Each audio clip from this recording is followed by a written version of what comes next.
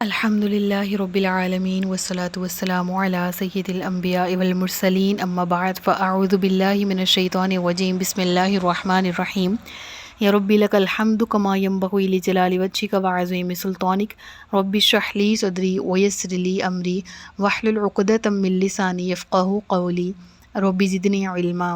السلام علیکم ورحمۃ اللہ وبرکاتہ۔ پارہ نمبر 30 سورۃ اللیل، اردو ترجمہ اور تفسیر۔ گزشتہ سبق میں اس کا ہم نے ابتدائی تعارف پڑھ لیا تھا۔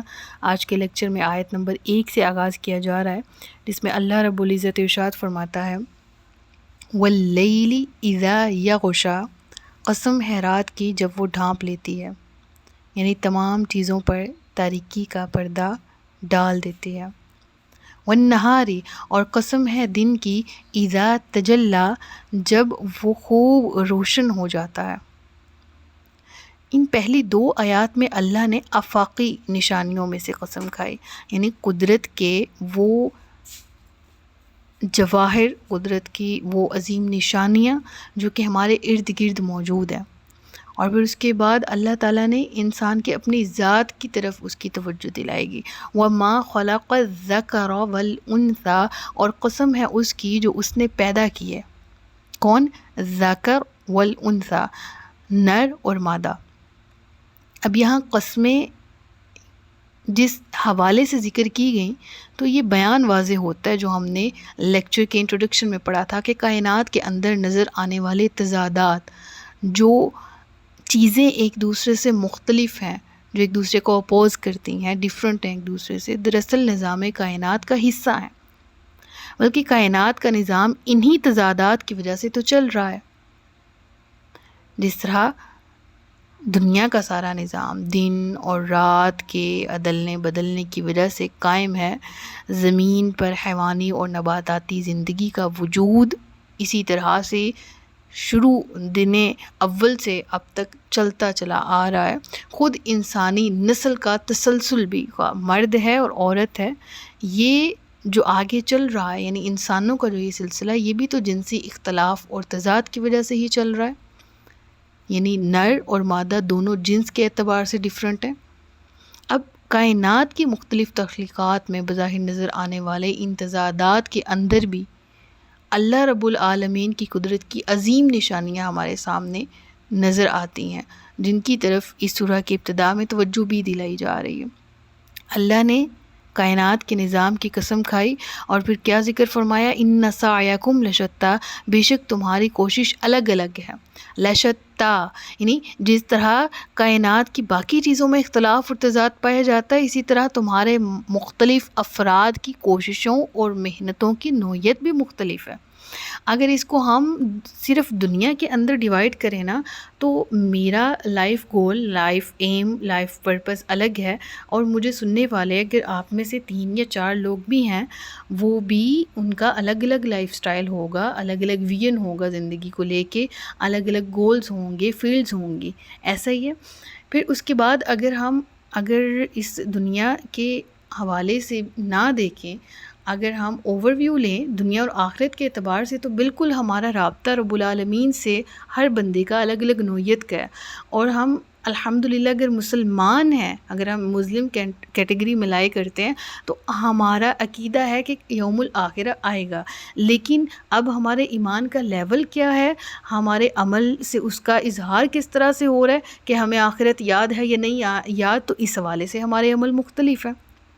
لہٰذا اللہ فرماتا ہے ان سعیکم لشتی، تمہارے اعمال ہاں البتہ ضرور ایک دوسرے سے مختلف ہیں۔ ظاہر ہے زندگی کے شب و روز ہیں، محنت ہے، مشقت ہے، بھاگ دوڑ ہر انسان کی ایک دوسرے سے ڈیفرنٹ ہے، اور اس حوالے سے سورۃ البلد میں ہم نے پڑھا بھی تھا نا، لقد خلقنا الانسان فی کبد، ہم نے انسان کو محنت اور مشقت ہی میں تو پیدا کیا ہے۔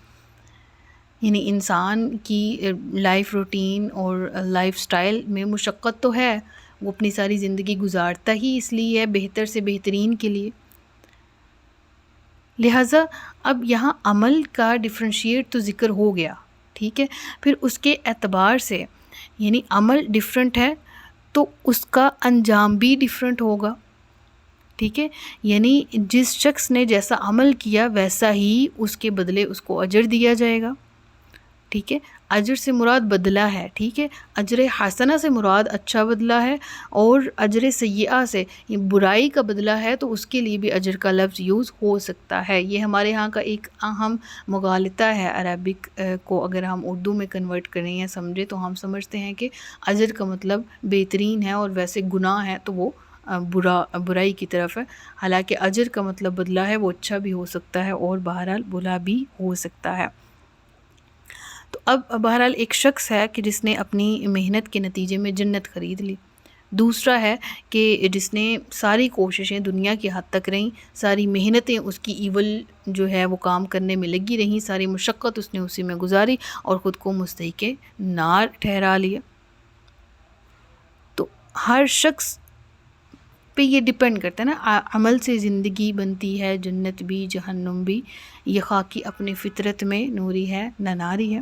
تو یہ وہ حساب ہے ہمارے اس حوالے سے۔ اللہ کے نبی صلی اللہ علیہ وآلہ وسلم کا فرمان بھی ہے نا کہ ہر شخص روزانہ اس حال میں صبح کرتا ہے کہ اپنی جان کا سودا کرتا ہے، پھر یا تو وہ اسے آزاد کرا لیتا ہے یا اسے تباہ کر بیٹھتا ہے، یعنی اس کے اوپر ڈیپینڈنٹ ہے کہ وہ اپنے عمل سے اپنی زندگی کو کس طرح سے گزار رہا ہے، اپنے عمل سے وہ اپنے لیے آگے ریزلٹس کون سے تیار کر رہا ہے، ٹھیک ہے۔ فَأَمَّا مَنْ أَعْطَى وَاتَّقَى وَصَدَّقَ بِالْحُسْنَى، تو بہرحال وہ جس نے دیا اور پرہیزگار بنا، وہ سب سے اچھی راہ کو سچا مانا گیا۔ تو پھر جس کا عمل ایسا ہے اس کے لیے ریوارڈ کیا ہے؟ فَسَنُيَسِّرُهُ لِلْيُسْرَى، تو ہم بہت جلد اسے آسانی مہیا کر دیں گے۔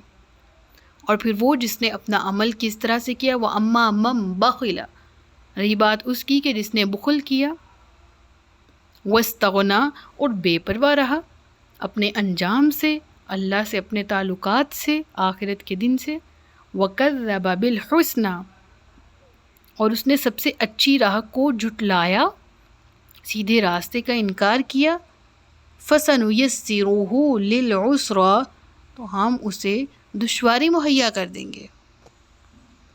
تو معلوم پڑا نا کہ انسان کا عمل اور اس کا انجام کیا ہوگا۔ اللہ فرماتا ہے کہ جو برائی کے لیے کوشش کرے گا، نُيَسِّرُهُ لِلْعُسْرَىٰ، تو ہم اس کو رفتہ رفتہ مشکل منزل یعنی جہنم تک پہنچا دیں گے۔ یعنی یہاں پر انسان کی کوشش اور مشقت کے دو رخ بیان کیے گئے ہیں۔ پہلا کیا ہے کہ وہ شخص جو نیکی کے راستے پر چلے، خواہ وہ رستہ اب کون سا ہے، صدیقین کا ہے، شہداء کا ہے، صالحین کا ہے، جس طرح قرآن میں ذکر بھی ہے، رہا وہ انبیاء کو فالو کرنے کی کوشش کرتا رہا، وہ صدیقین کے، وہ شہداء، وہ صالحین کے، وہ ان رستوں کو فالو اپ کرنے کی کوشش کرتا رہا اخلاص کے مطابق۔